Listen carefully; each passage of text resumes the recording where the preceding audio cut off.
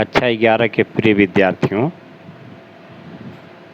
आज हम नागरिक शास्त्र चैप्टर नंबर 9 संविधान एक जीवंत दस्तावेज के संदर्भ में विस्तार से चर्चा करेंगे। हमेशा की तरह पहले हम परिचय की बात करेंगे। पिछले 70 वर्षों के दौरान संविधान के क्रियान्वयन और भारत की शासन प्रणाली में भारतीय संविधान की भूमिका पर विचार करेंगे।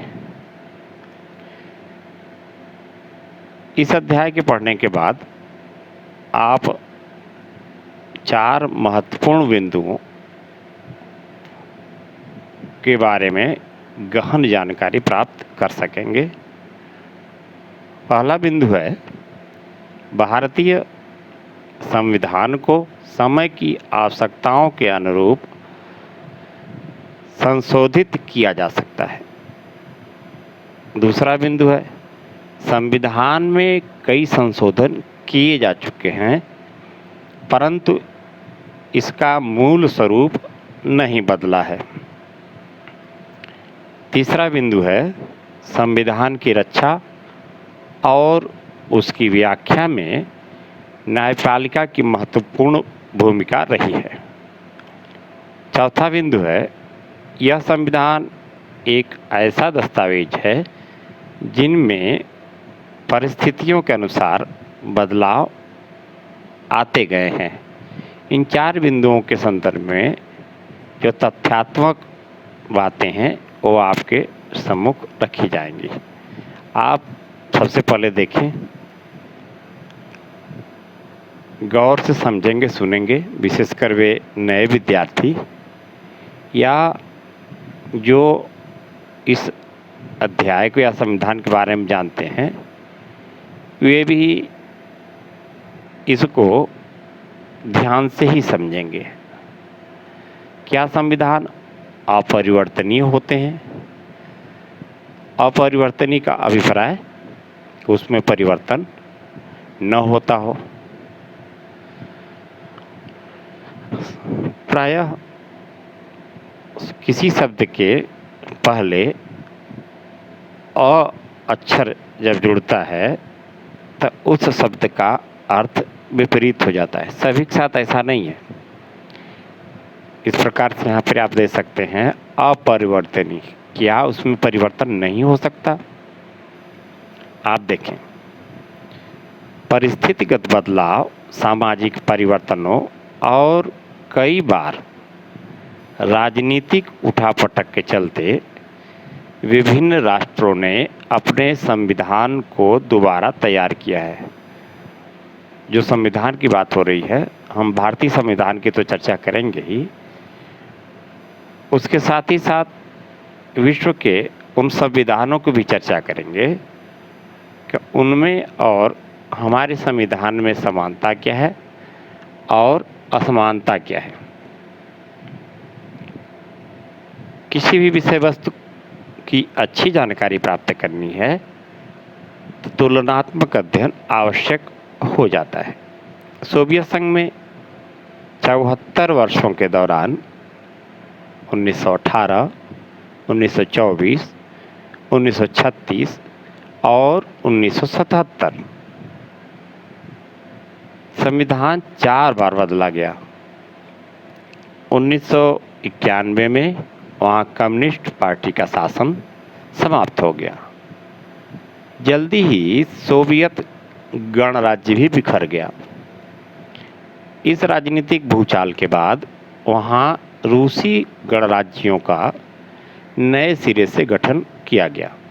1993 में एक नया संविधान अंगीकार किया गया। अब जरा भारत की ओर नज़र दौड़ाएं। भारतीय संविधान 26 नवंबर 1949 को अंगीकृत किया गया। तिथियों पर विशेष ख्याल रखेंगे। कब अंगीकृत किया गया? 26 नवंबर 1949 को। इस संविधान को 26 जनवरी 1950 को औपचारिक रूप से लागू किया गया और इसी 26 जनवरी को गणतंत्र दिवस भी कहते हैं। क्यों? क्योंकि इसी दिन हमारे देश में अपना संविधान लागू हुआ था। तब से लेकर आज तक 70 वर्ष बीत चुके हैं। विद्यार्थी सोचेंगे कि 69 लिखा है, 70 क्यों कहा जा रहा है? क्योंकि इस समय जब हम आपसे चर्चा कर रहे हैं तो यह वर्ष 70 वर्ष हो चुके हैं। यह संविधान लगातार काम कर रहा है। हमारे देश की सरकार इस संविधान के अनुसार काम करती है। तो क्या हम यह माने कि हमारा संविधान इतना अच्छा है कि उसमें किसी बदलाव की ज़रूरत ही नहीं है? क्या हमारे संविधान निर्माता इतने दूरदर्शी थे कि उन्होंने समय के बदलावों और घटनाओं का अंदाज़ा पहले ही लगा लिया था? एक अर्थ में ये दोनों ही बातें ठीक हैं। यह बात सही है कि हमें एक मजबूत संविधान विरासत में मिला है। इस संविधान की बनावट हमारे देश की परिस्थितियों के बेहद अनुकूल है। इसके साथ यह बात भी सही है कि हमारे संविधान निर्माता अत्यंत दूरदर्शी थे। उन्होंने भविष्य के कई प्रश्नों का समाधान उसी समय कर लिया था। लेकिन कोई भी संविधान सदा सर्वदा के लिए ठीक नहीं हो सकता।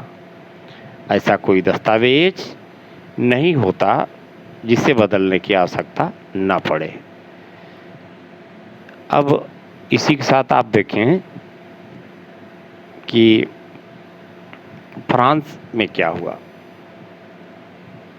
अभी आप रसिया के बारे में, रूस के बारे में, सोवियत संघ के बारे में आपने देखा कि 4 बार वहाँ संविधान बदला गया, फिर भी सोवियत संघ बिखर गया, बिखरा हो गया।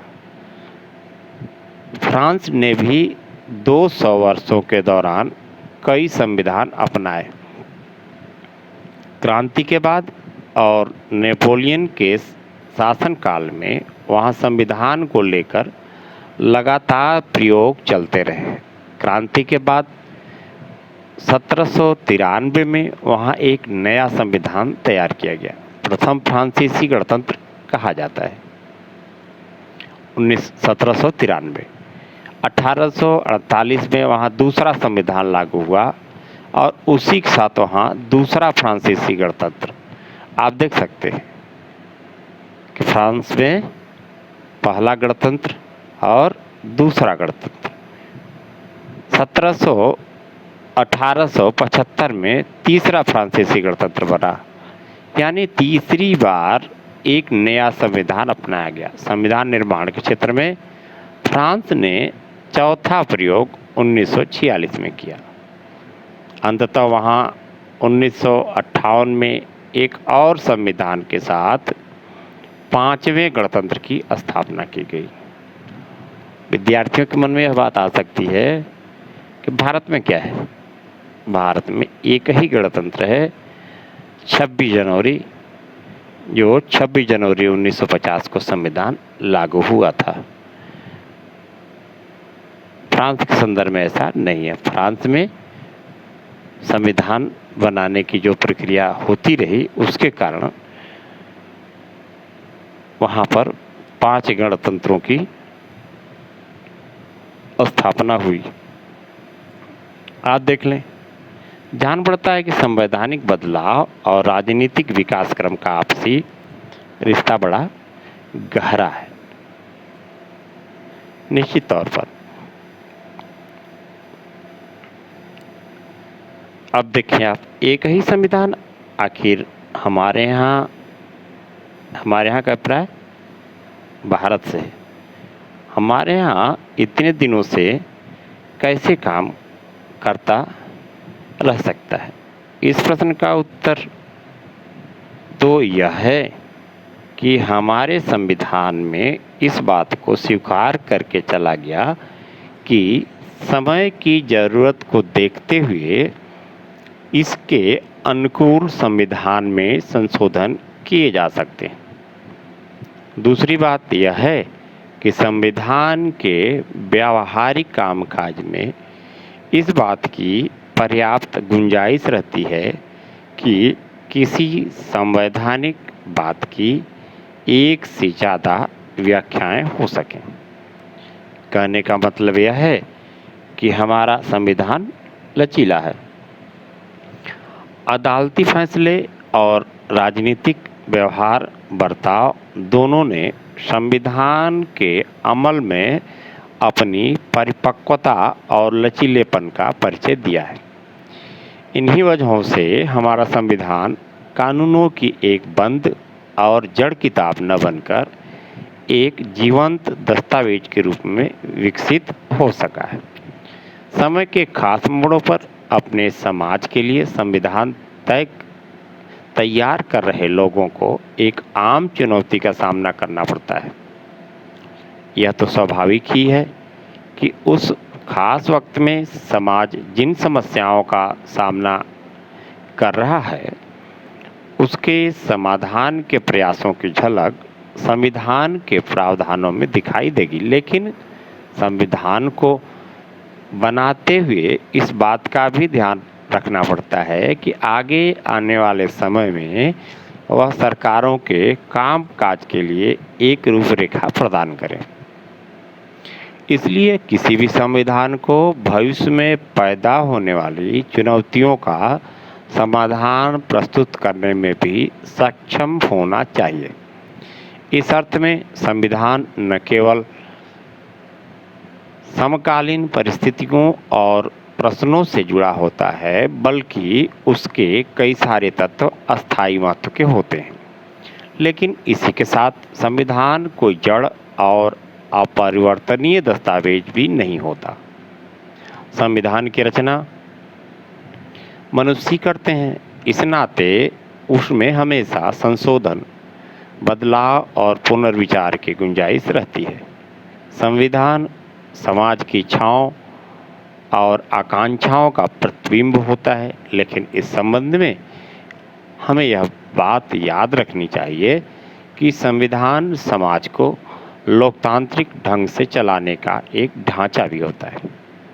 इस दृष्टि से संविधान एक ऐसा उपकरण होता है जिसे समाज खुद अपने लिए गढ़ता है।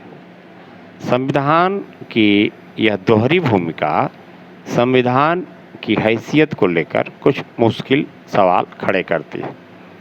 क्या संविधान इतना पवित्र दस्तावेज होता है कि उसमें कोई बदलाव किया ही नहीं जा सकता? दूसरी तरफ देखें तो यह पूछा जा सकता है कि क्या यह एक इतना आम फहम मसला है कि उसमें सामान्य कानून की तरह जब चाहे बदलाव किए जा सकते हैं? भारतीय संविधान के निर्माताओं को इस समस्या का आभास था, इसलिए उन्होंने संविधान में एक संतुलन पैदा करने की कोशिश की। उन्होंने संविधान को सामान्य कानून से ऊंचा दर्जा दिया। विद्यार्थी इस बात का ख्याल रखेंगे, सामान्य शब्दों का प्रयोग देखें। संविधान को सामान्य कानून से ऊंचा दर्जा दिया ताकि आने वाली पीढ़ियां उसे सम्मान की दृष्टि से देखें। साथ ही संविधान बनाते समय उन्होंने इस बात का भी ख्याल रखा कि भविष्य में इस दस्तावेज में संशोधन की आवश्यकता पड़ सकती है। संविधान निर्माण की प्रक्रिया के दौरान भी वे इस बात को लेकर सचेत थे कि किसी मुद्दे पर लोगों की राय अलग अलग हो सकती है। वे जानते थे कि जब समाज किसी मत विशेष की ओर ध्यान आकृष्ट होगा समाज का, तब संविधान के प्रावधानों में संशोधन की आवश्यकता महसूस की जाएगी। संविधान बनाते समय दोनों बातों का ध्यान रखा गया है, यानी इसे पवित्र दस्तावेज, ध्यान रखें आप शब्द का प्रयोग, पवित्र दस्तावेज मानने के साथ साथ इतना लचीला भी बनाया गया कि उसमें समय की आवश्यकता के अनुरूप यथोचित बदलाव किए जा सकें। दूसरे शब्दों में हमारा संविधान कोई जड़ और अपरिवर्तनीय नहीं है। इसमें किसी स्थिति के बारे में अंतिम निर्णय देने से बचा गया है। ये देखिए आप, इसको ध्यान रखेंगे, भारतीय संविधान के संदर्भ में बात हो रही है। यह कोई अपरिवर्तनीय चीज नहीं है जिस विषय वस्तु पर प्रारंभ में चर्चा हुई थी, अर्थात भारतीय संविधान में परिवर्तन संभव है। विद्यार्थी इस बात को जाने। हाँ, लेकिन परिवर्तन किस तरह से होते हैं? क्या सभी परिवर्तन आसानी से हो जाते हैं या सभी परिवर्तन कठिनता से होते हैं या सभी परिवर्तन किस प्रकार के होते हैं? इसके संदर्भ में आगे हम अभी विद्यार्थियों से चर्चा करेंगे। अब देखें विद्यार्थियों ने क्या समझा।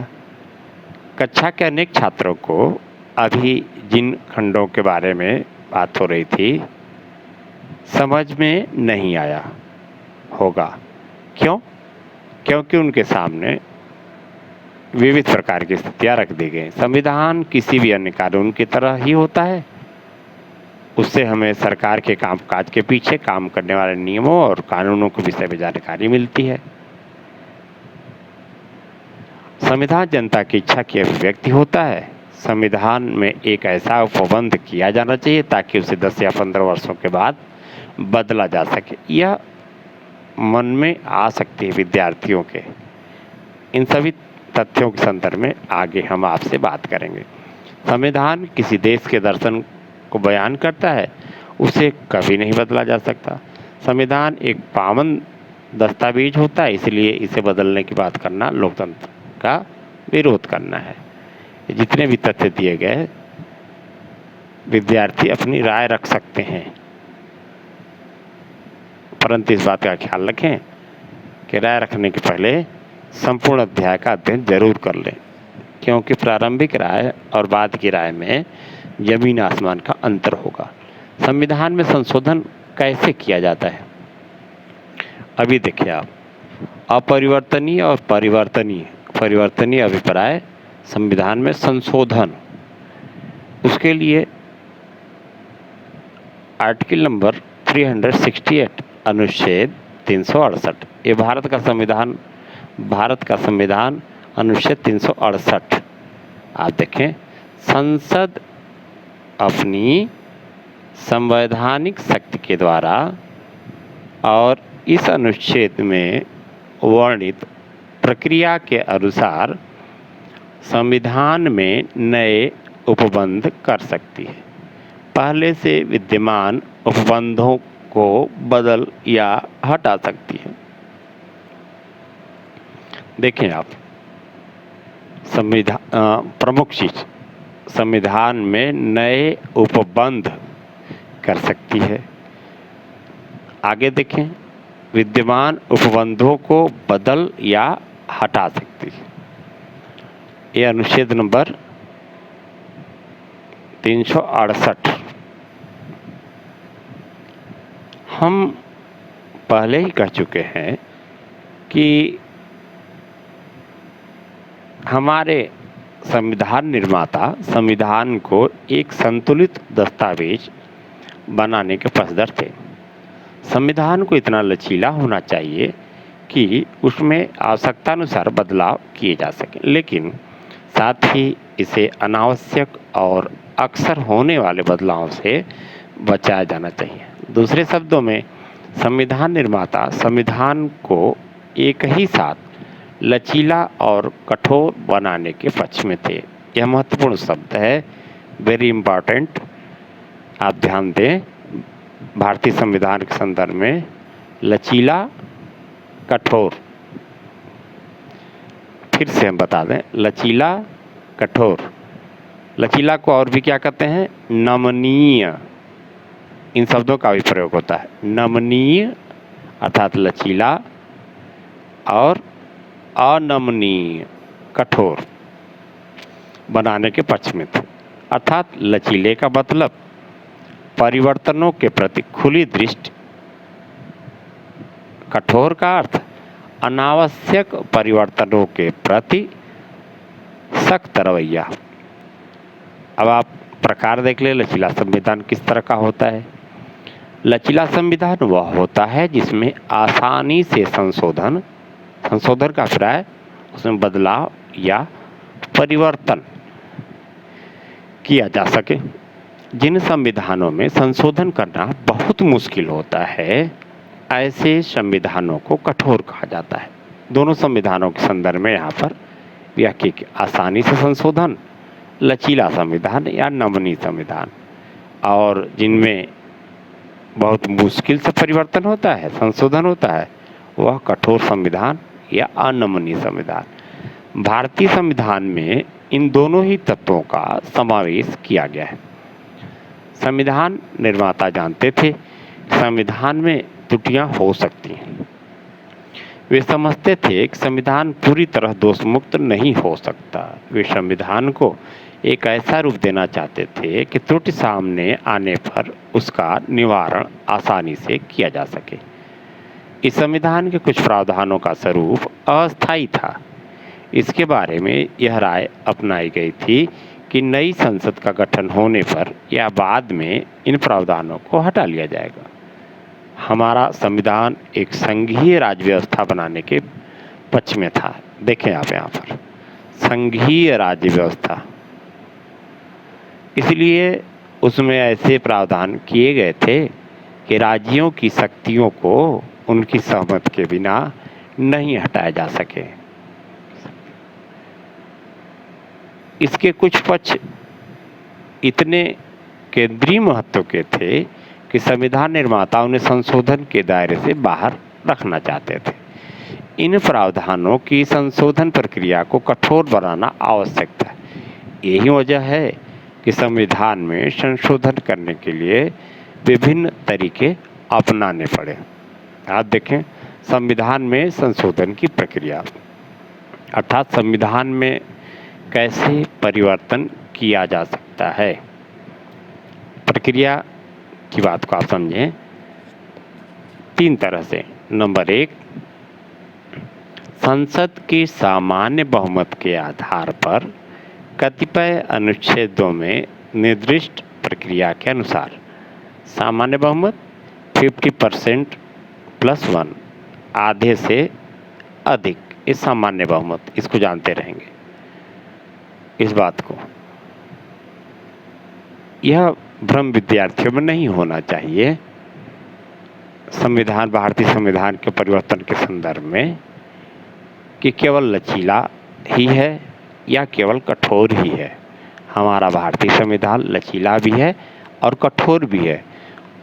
उसी की बातों को, उनकी ही बातों को यहाँ पर आपको बताया जा रहा है। सामान्य बहुमत 50% + 1, आधे से एक अधिक। इस प्रकार से कुछ अनुच्छेदों में, कतिपय अनुच्छेदों में परिवर्तन किया जा सकता है, संशोधन की प्रक्रिया अपनाई जा सकती है। दूसरा तरीका देखें हम, संसद के दोनों सदनों में अलग अलग विशेष बहुमत के आधार पर, अनुच्छेद 368 के अनुसार संसद में अलग अलग, संसद के दोनों सदन, राज्यसभा और लोकसभा, दोनों में विशेष बहुमत के आधार पर, ये देखें आप, तब जाके उसमें परिवर्तन हो सकता है।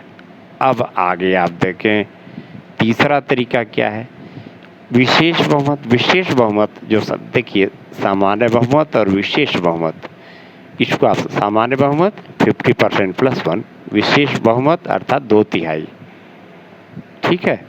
इसके आगे देखें आप, विशेष बहुमत कुल राज्यों की आधी विधायिकाएं, अनुच्छेद 368, यहाँ पर प्रांत ना, विशेष बहुमत अर्थात 2/3, और उसके बाद जो हमारी विभिन्न प्रांतीय सरकारें हैं उनमें से कम आधी विधायिकाएं, जो विधानमंडल है, उनकी सहमति जब मिलेगी तो उसमें परिवर्तन हो सकता है। संशोधन की प्रक्रिया के संदर्भ में एक बार फिर से हम चर्चा कर लेते हैं। सामान्य बहुमत, विशेष बहुमत दोनों सदनों में, यहाँ पर विशेष बहुमत और साथ में राज्यों की आधी विधायिकाओं का भी उनमें सहमत होनी चाहिए, तब जाकर के वह संविधान संशोधन की प्रक्रिया पूर्ण हो पाती है।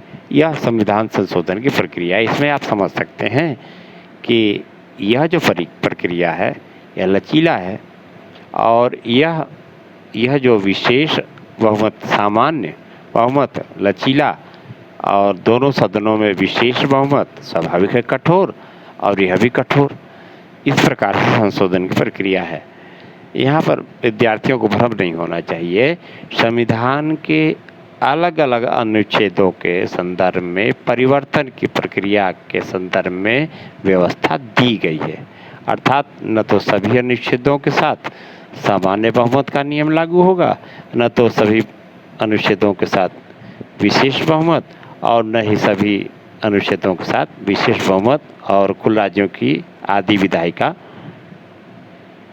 अनुच्छेद 368। ये आप ध्यान रखें, सभी अनुच्छेदों के साथ ऐसा नहीं है। अलग अलग अनुच्छेदों के संदर्भ में यह नियमावली या यह संशोधन की प्रक्रिया अलग अलग है। इसे विद्यार्थियों को जानने की जरूरत है, तभी हम संविधान के लचीलेपन और उसके कठोरपन को समझ सकते हैं। आप देखें, आप यहाँ पर संविधान में ऐसे कई अनुच्छेद हैं जिनमें संसद सामान्य कानून बनाकर संशोधन कर सकती है। ऐसे मामलों में कोई विशेष प्रक्रिया अपनाने की जरूरत नहीं होती। इस प्रकार के संशोधन और सामान्य कानून में कोई अंतर नहीं होता। संविधान के इन हिस्सों को काफ़ी लचीला बनाया गया है। संविधान के आगे संविधान के 2 अनुच्छेद दिए गए हैं, इन्हें आप ध्यान से पढ़ेंगे, देखेंगे, अभी आपको बताया जाएगा। इन दोनों अनुच्छेदों में विधि द्वारा शब्द का प्रयोग किया गया। इसका अर्थ यह है कि संसद इन अनुच्छेदों में अनुच्छेद 368 में वर्णित प्रक्रिया को अपनाए बिना ही संशोधन कर सकती है।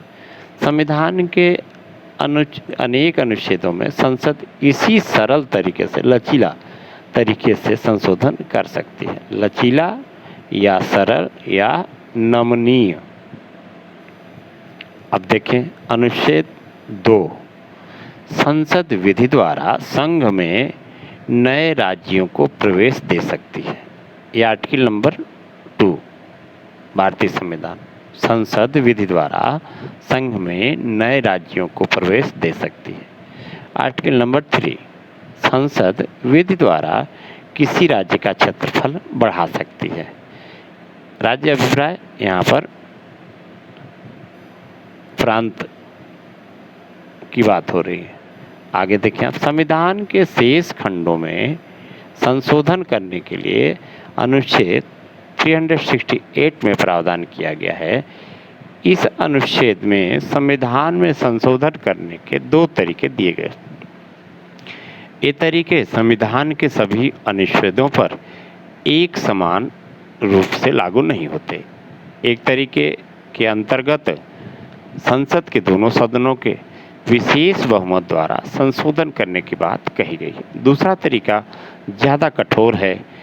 इसके लिए संसद के विशेष बहुमत और राज्य विधानपालिका की जब चर्चा होती है, अर्थात विधानमंडल में एक सदनी व्यवस्था भी हो सकती है, द्विसदनी। एक सदनी में विधानसभा और द्विसदनी में विधानसभा और विधान परिषद।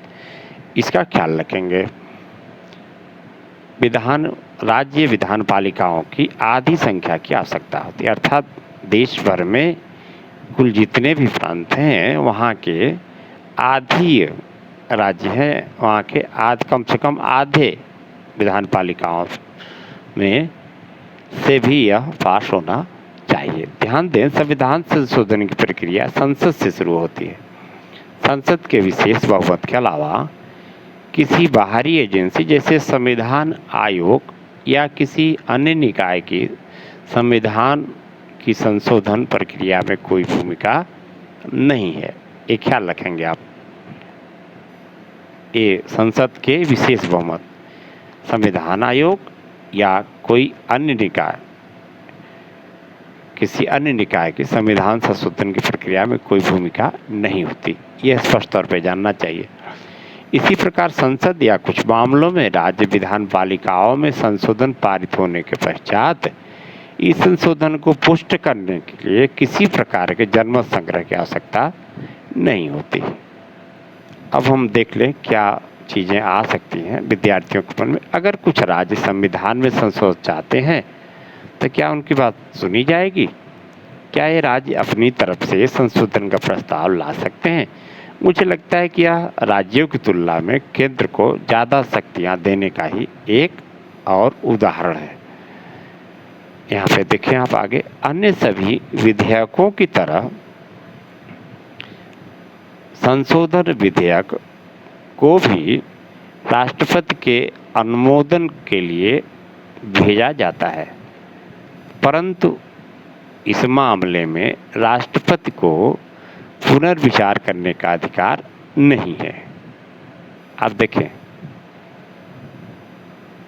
समझेंगे, इन बातों से पता चलता है कि संशोधन की प्रक्रिया कितनी कठोर और जटिल हो सकती है।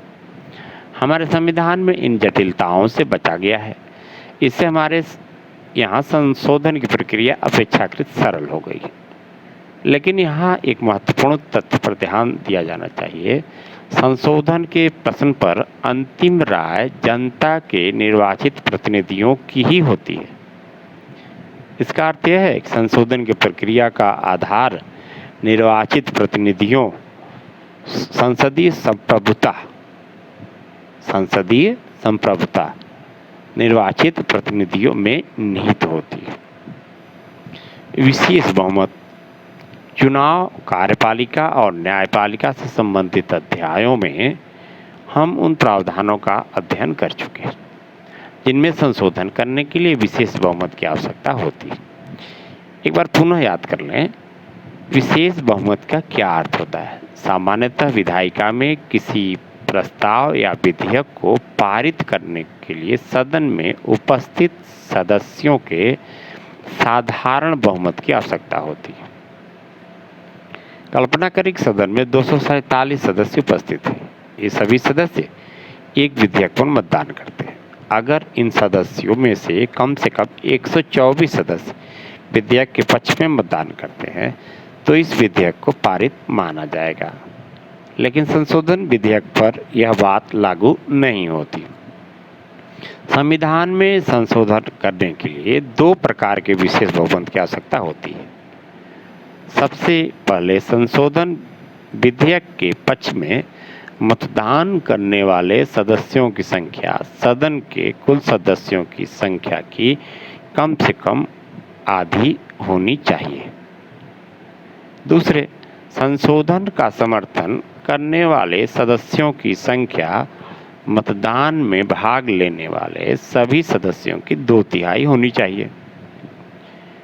संशोधन विधेयक को संसद के दोनों सदनों में, राज्यसभा और लोकसभा में स्वतंत्र रूप से पारित करने की आवश्यकता होती है। इसके लिए संयुक्त सत्र बुलाने का प्रावधान नहीं है। वेरी इंपॉर्टेंट, इस चीज़ का विद्यार्थी ख्याल रखेंगे कि सामान्य विधेयकों में तो हो सकता है, परंतु विशेष जो विधेयक हैं, संशोधन की जो प्रक्रिया है विशेष, उसमें संयुक्त सत्र बुलाने का प्रावधान नहीं है। दोनों सदनों में अलग अलग उसे 2/3 बहुमत से कम उस सदन के आधे सदस्य उपस्थित हों और 2/3 सदस्यों की सहमति उस पर हो, तब जाकर के वह संविधान संशोधन हो सकता है। संयुक्त सत्र का अभिप्राय लोकसभा और राज्यसभा को साथ बुलाया जाना। कोई भी संशोधन विधेयक विशेष बहुमत के बिना पारित नहीं किया जा सकता। आखिर विशेष बहुमत का क्या औचित्य है? लोकसभा में 545 सदस्य होते हैं। किसी भी संशोधन विधेयक का समर्थन करने के लिए 273 सदस्यों की आवश्यकता होती है। अगर मतदान के समय 300 सदस्य मौजूद हों तो विधेयक पारित करने के लिए 273 सदस्यों के समर्थन की आवश्यकता होगी। देखें आप, बात स्पष्ट देखें यहाँ पर कि कुल कितने हैं? 545। 545 में 543 निर्वाचित होते हैं, 2 मनोनीत होते हैं राष्ट्रपति के द्वारा। इसको आप 273, ठीक है,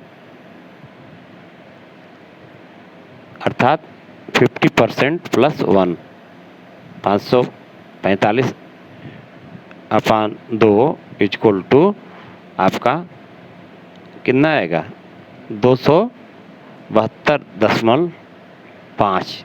तो इसको क्या करेंगे उससे अधिक, तो 273। अब बात आ रही है कि 300 सदस्य मौजूद हों तो विधेयक पारित करने के लिए 273 सदस्यों की आवश्यकता, अर्थात 200 सदस्यों की स्थिति है। आगे लेकिन कल्पना करें कि लोकसभा के 400 सदस्यों ने किसी विधेयक पर होने वाले मतदान में भाग लिया। इस विधेयक को पारित करने के लिए कितने सदस्यों का समर्थन? अब इसको आप निकाल सकते, विश्व के की आवश्यकता होगी 2/3, आपसे पहले ही बताया गया। आगे चर्चा करें, तब तक यहाँ पर जो कुछ सिद्धांत हैं, विश्व के आधुनिकतम संविधानों में संशोधन की विभिन्न प्रक्रियाओं में 2 सिद्धांत ज़्यादा अहम भूमिका अदा करते हैं। एक सिद्धांत है विशेष बहुमत का। उदाहरण के लिए अमेरिका, दक्षिण अफ्रीका, रूस आदि के संविधानों में इस सिद्धांत का समावेश किया गया। अमेरिका में 2/3 बहुमत का सिद्धांत लागू है, जबकि दक्षिण अफ्रीका और रूस जैसे देशों में 3/4 बहुमत की आवश्यकता होती है। दूसरा सिद्धांत है संशोधन की प्रक्रिया में जनता की भागीदारी का। यह सिद्धांत कई आधुनिक संविधानों में अपनाया गया है। स्विट्जरलैंड में तो जनता को संशोधन की प्रक्रिया शुरू करने तक का अधिकार है। रूस और इटली अन्य ऐसे देश हैं जहां जनता को संविधान में संशोधन करने या संशोधन के अनुमोदन का अधिकार दिया गया है। देखें आप यहाँ पर भारत में क्या है, भारत में जो वयस्क मताधिकार है उसके द्वारा जनप्रतिनिधियों का निर्वाचन होता है, चाहे वह राष्ट्रीय विधायिका हो, संसद, या फिर प्रांतीय विधायिका हो, विधानसभा, विधानमंडल। वो जो जनप्रतिनिधि निर्वाचित होते हैं वह संशोधन की प्रक्रिया में शामिल होते हैं। ये भारत के लिए। यहाँ पर क्या है कि स्विट्जरलैंड में जनता संशोधन की प्रक्रिया शुरू, जनता को अधिकार है। रूस और इटली में जनता को संविधान में संशोधन करने या संशोधन के अनुमोदन का अधिकार है।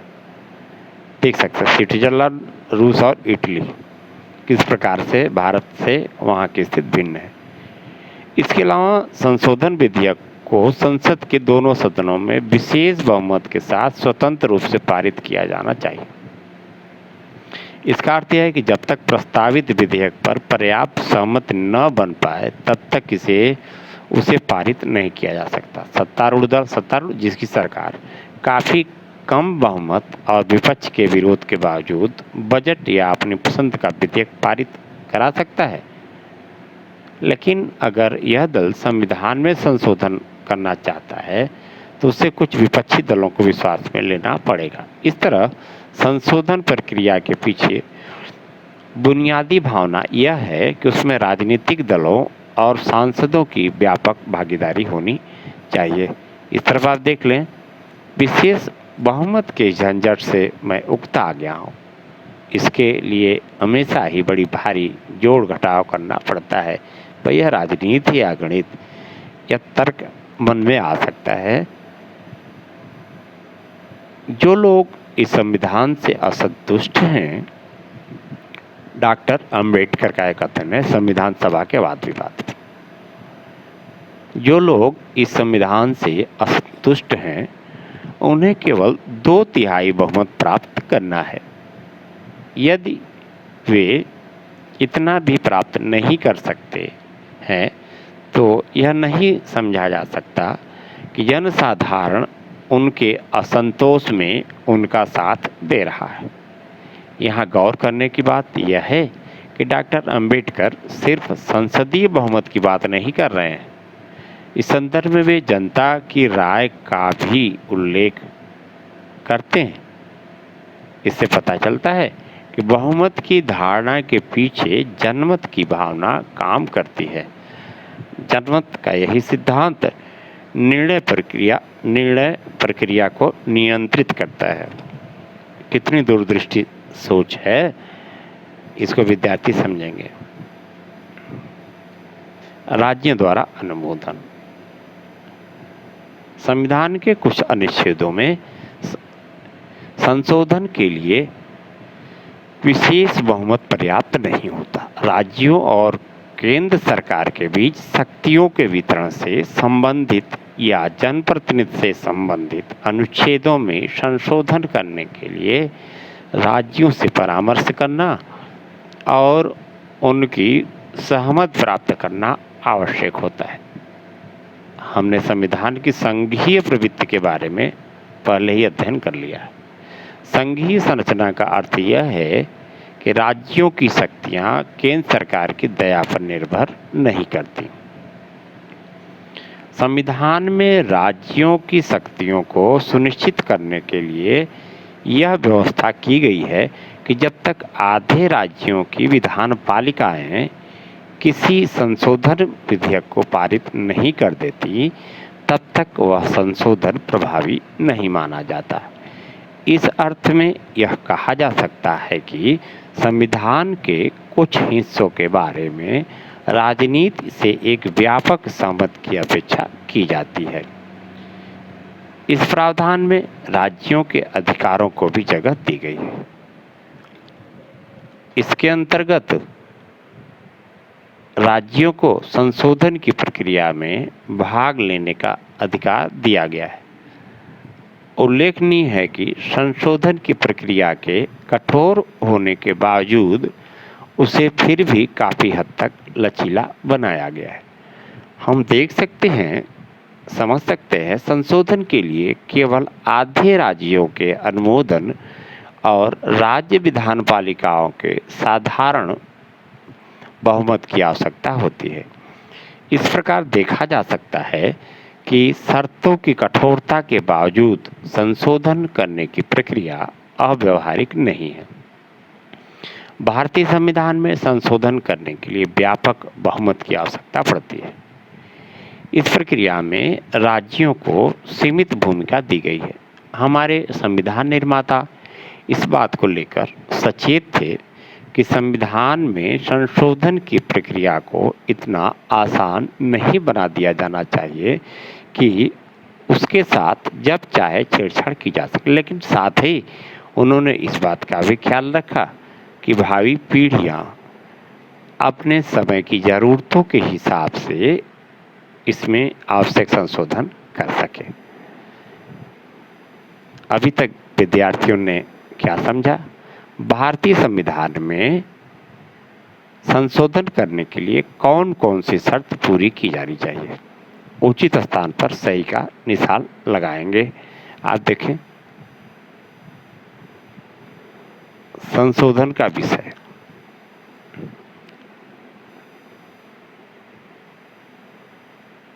कौन कौन से अनुच्छेद हैं और कहाँ कहाँ कौन कौन सी चीज़ें अपनानी पड़ेगी।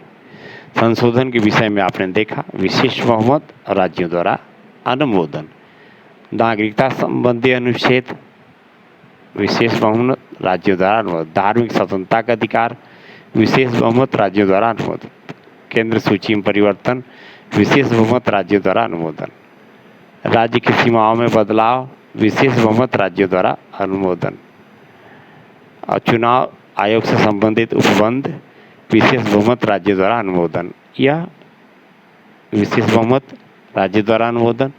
जो संविधान संशोधन में तीसरी प्रकार की प्रक्रिया बताई गई थी, वह इन अनुच्छेदों के संदर्भ में अपनाई जाती है।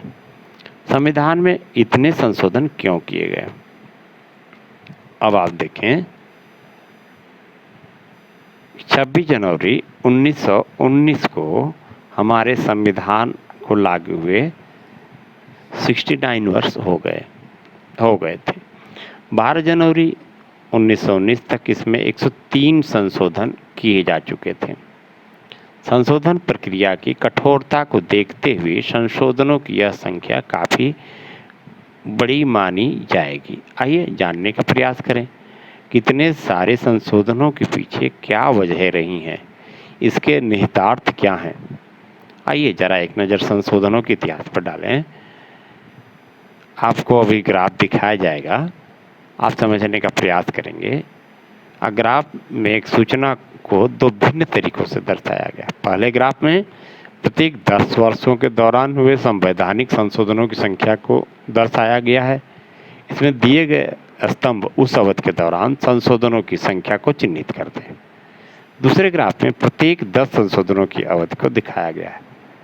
आप पाते हैं कि 1970 से 1990 तक के 2 दशकों के दौरान बड़े स्तर पर संशोधन है। दूसरा ग्राफ हमें एक और ही कहानी बताता है। 1974 और 1976 के बीच 3 वर्ष के अंतराल में 10 संवैधानिक संशोधन किए गए। पुनः 2001 से 2003 तक ठीक 3 वर्षों के दौरान भी 10 संवैधानिक संशोधन किए गए। हमारे देश के राजनीतिक इतिहास में ये 2 कालखंड बहुत महत्वपूर्ण है। पहले काल के दौरान कांग्रेस सत्ता में थी। कांग्रेस पार्टी को संसद में भारी बहुमत मिला था। लोकसभा में उसके 352 सदस्य थे। ज़्यादातर राज्य विधानसभाओं में भी वह बहुमत की स्थिति में थी। दूसरी ओर 2001 से 2003 के बीच का काल गठबंधन की राजनीति का काल माना जाता है,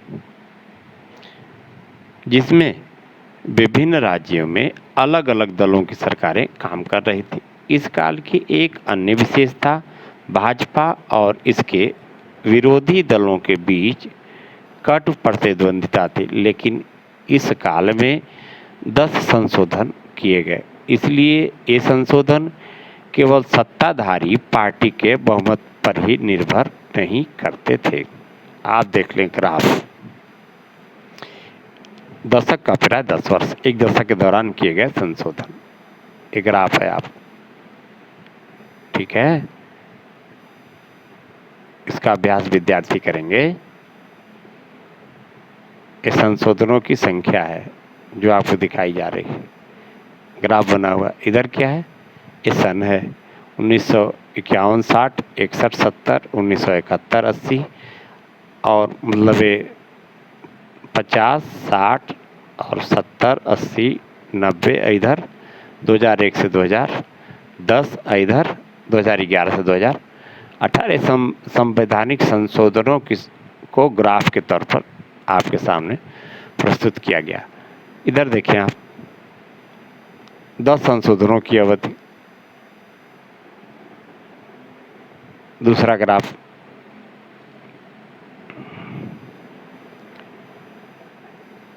संशोधनों की संख्या को लेकर हमेशा आलोचना होती रही। यह कहा जाता है कि भारतीय संविधान में बहुत अधिक संशोधन किए गए।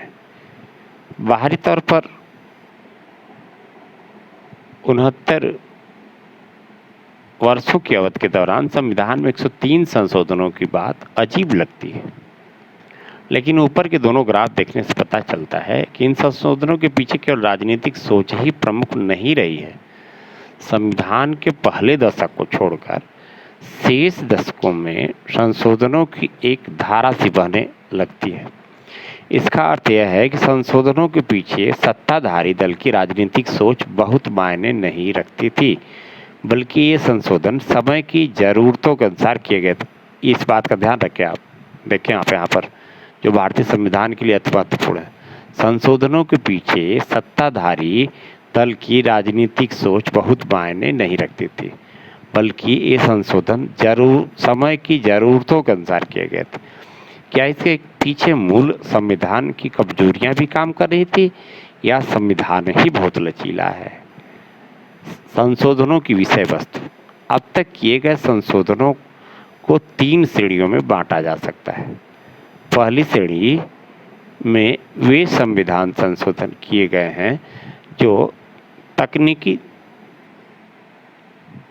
या प्रशासनिक प्रकृति के हैं।